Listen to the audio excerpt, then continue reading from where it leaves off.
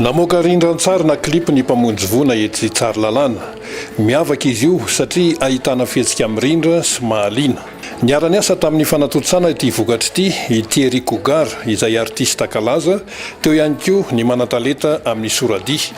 Avy hatrany dia manazava ny tsara ho fantatra ny chef de corps eo anivon'ny mpamonjy vona ny colonel Michel Rabemanantso. Ny zavatra nisandroany tsy hoe hetsika fa famoahana rapomba ofisialy ny clip sy flash mob amin'ny vondrona mpamonjy vona izay niarahana tamin'ny Cougar satria hirany le natao tamin'ilay izy dia niaraka tamin'ny mpamoron-dia i Patrick Rakotomandimby dia mba ahafahany mivoaka officiel zany miparitaka eny andretrarehetra eny dia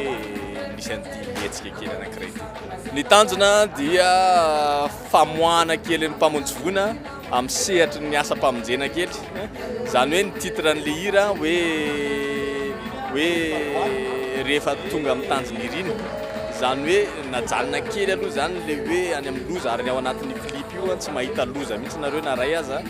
fa tena hoe pompier mifaly fotsiny matoy zany niditra pompier tiany le asa dia tonga amin'ny tanjona iriny izy aloha zany. Dia rehefa mamonjy vona izy satry ny tena hoe maty ny afo voavonjiny vonjena rehetrarehetra dia faly izy ary misy an'izay émotion zay ao anatin'le mpamonjy vona rehefa mandeha ohatran'io ary tena anisan'ny zavatra makarary ny saina sy ny fon'ny mpamonjy vona rehefa tena hoe sarotsarotra le asa karaha hoe na hoe sanatry izany hoe misy ainana fota ao anatin'le izy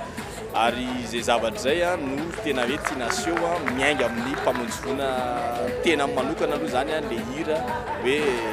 tonga amin'ny tanjona iriny dia ao anatin'ny ton'le hira moa zany tsirairay zany afaka samy mandika ny